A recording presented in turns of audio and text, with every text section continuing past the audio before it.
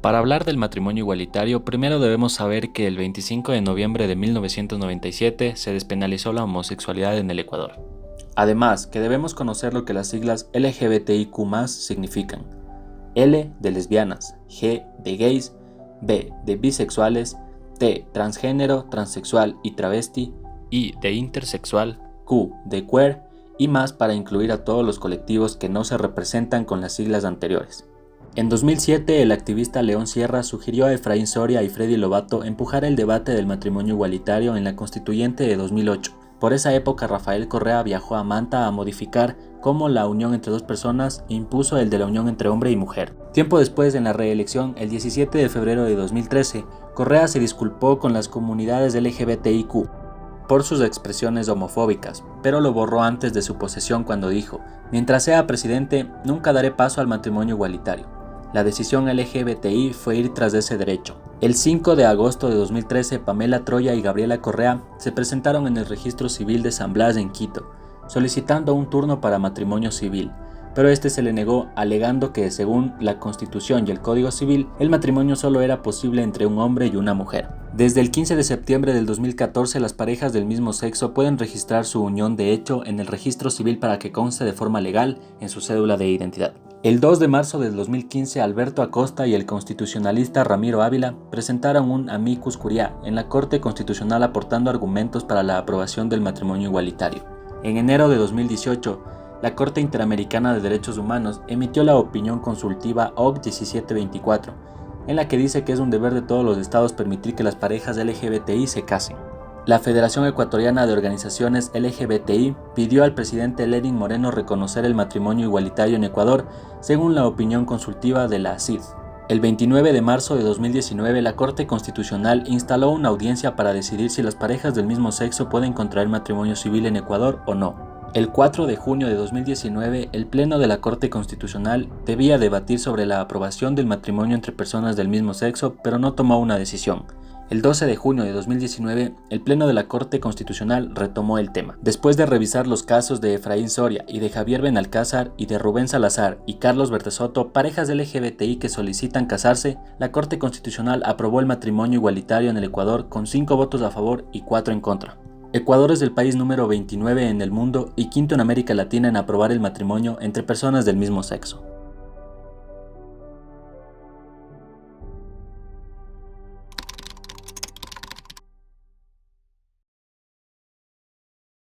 Bueno, la noticia nos dejó bastante impactados porque pensábamos que iba a ser mucho más difícil, que iba a tomar mucho tiempo y a mí particularmente me llené de emoción. Era algo que deseábamos desde hace mucho tiempo.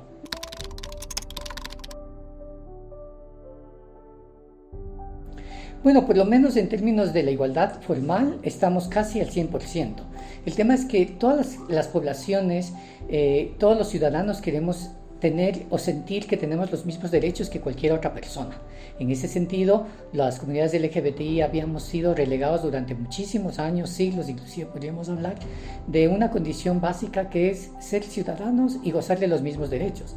El tema que tengamos que conformar con la unión de hecho, hace 22 años éramos delincuentes, eso es un contexto bastante negativo. Entonces, la lucha por el matrimonio era luchar porque seamos considerados ciudadanos con las mismas capacidades, con los mismos derechos. Que la gente se case o no se case es problema de cada uno, pero que tengamos el derecho al acceso al matrimonio es un tema que nos interesa como organización, como activistas, y eso hace de una sociedad mucho más inclusiva.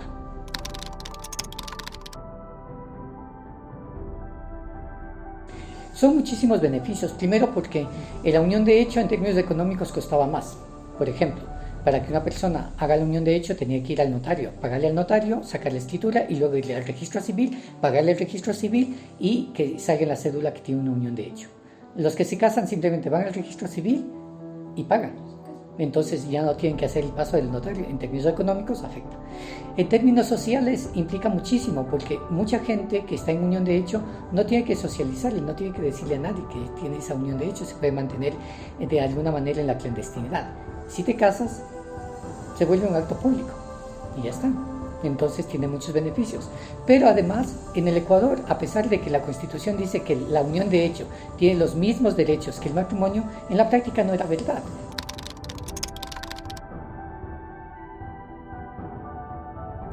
Bueno, la religión por antonomasia es nuestra enemiga. Siempre se va a oponer, todas las religiones se han opuesto a este tipo de reivindicaciones, así que no es novedad. Pero lo que hay que recordarle a la religión es que vivimos en un estado laico, que las personas tienen todo el derecho y respetamos las diferentes creencias que tiene la gente, pero la gente tiene que entender que esas creencias no pueden ser impuestas a los demás ciudadanos. Tienen que entender que estamos en un país laico y que cada uno sabrá si cree o no cree. Nosotros no intentamos imponerles nada, lo que intentamos imponer es que todos somos seres humanos y por tanto estamos revestidos de los mismos derechos y las mismas oportunidades que debe tener cualquier ser humano. Y eso implica, por un lado, tener acceso al matrimonio, a la adopción, a la familia, el reconocimiento, como tenemos también la obligación de pagar nuestros impuestos, que siempre estamos pagando.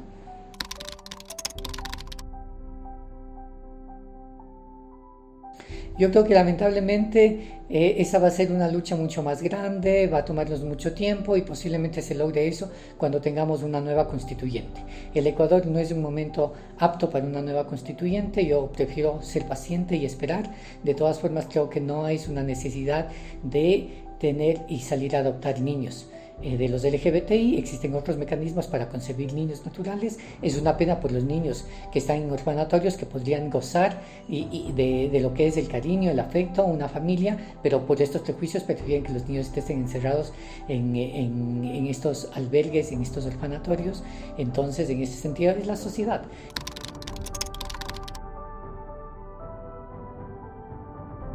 A ver, nosotros siempre nos hemos opuesto al tema de las consultas.